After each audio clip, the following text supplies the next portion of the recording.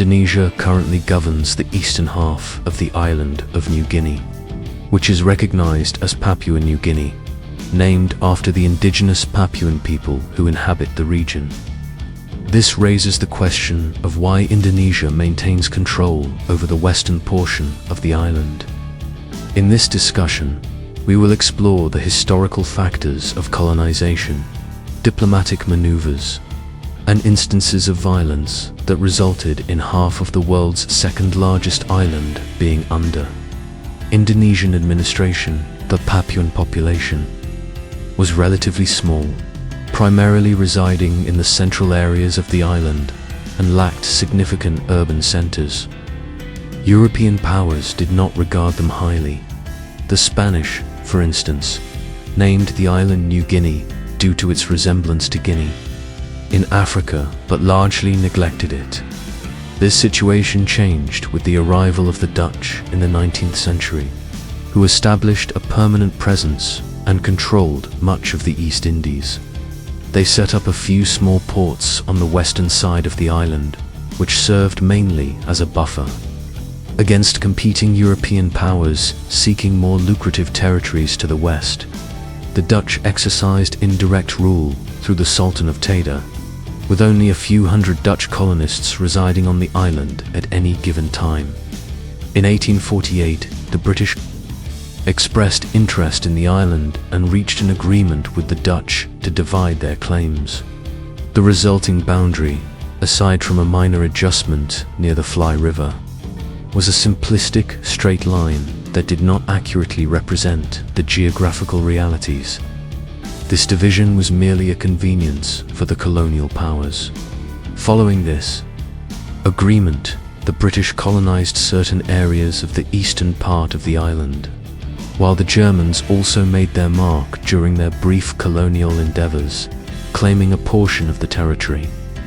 This arrangement persisted until 1914, when the outbreak of World War I led to Australian forces acting on behalf of the British Empire, capturing the German-held territories. Following the conclusion of the war, Australia assumed control over the eastern half of New Guinea. Except for the period of Japanese occupation during World War II, this region remained under Australian governance until it achieved independence as Papua New Guinea in 1975. In contrast, Western New Guinea faced a significantly more tumultuous situation as the Dutch colonial authorities relinquished their overseas empire following the war. Indonesia asserted its demand for independence, fueled by a burgeoning sense of shared identity among the former Dutch East Indies, which was intensified by the harsh realities of Japanese occupation. The prospect of returning to foreign domination after the war was deemed unacceptable. On August 17, 1945, just 2 days after Japan's formal surrender, Sukarno and Muhammad Hatta proclaimed Indonesia's independence. This declaration was followed by a prolonged political and military struggle with the Dutch, who made unsuccessful attempts to re-establish their control.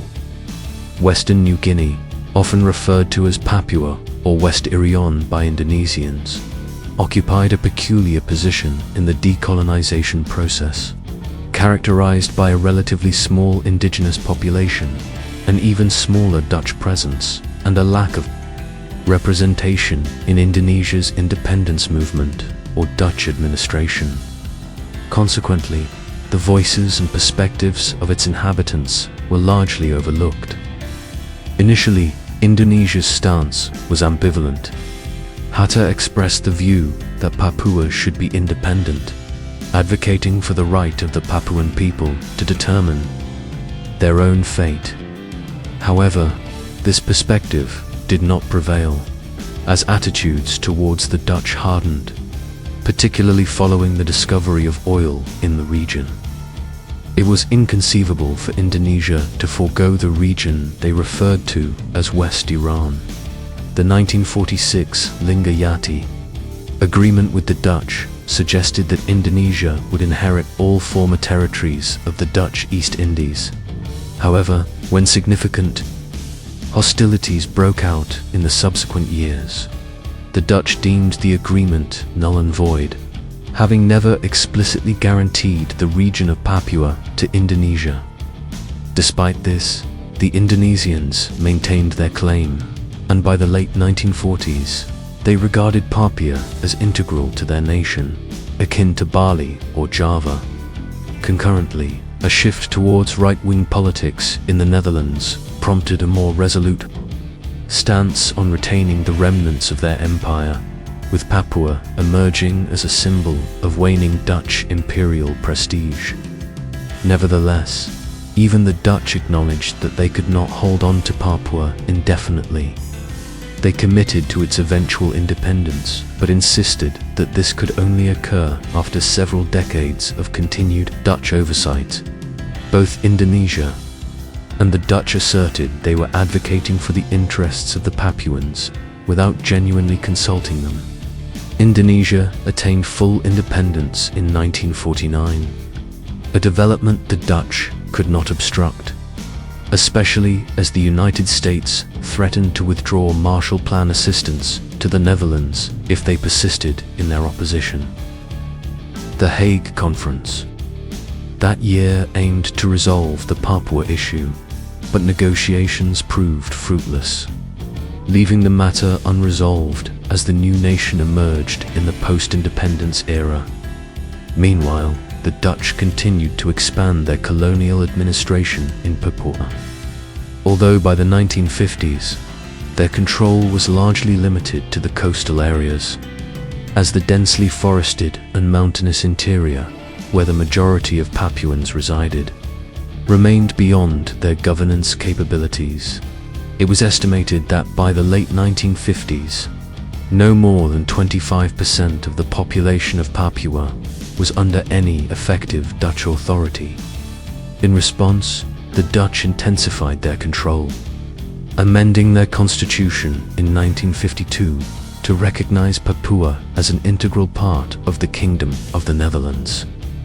They framed their ongoing occupation as a measure against communism in Southeast Asia, particularly in light of Indonesia's declared neutrality during the Cold War, which was perceived by Washington and its allies as indicative of covert communist sympathies. Indonesia, for its part, prioritized the issue of Papua, garnering support from several nations, including India, and making repeated attempts to pass a resolution in the United Nations, all of which were unsuccessful. As Jakarta's frustration mounted, tensions escalated. President Sukarno accepted Soviet military assistance for a potential military resolution and nationalized several Dutch enterprises within the country, further entrenching the Cold War dynamics in the region. In 1960, he severed diplomatic relations with the Netherlands in protest over the ongoing dispute. Meanwhile, the Dutch continued to implement their gradual independence plan, establishing a governing council predominantly composed of Papuans in February 1961 and proposing the Lund's Plan for a United Nations supervised transition to full independence. On December 1st of that year, the semi-formal Republic of West Papua was proclaimed with a ceremony in Papua and the introduction of a new flag. Sukarno was incensed as the notion of self-determination for Papua had long been dismissed by Indonesian leadership.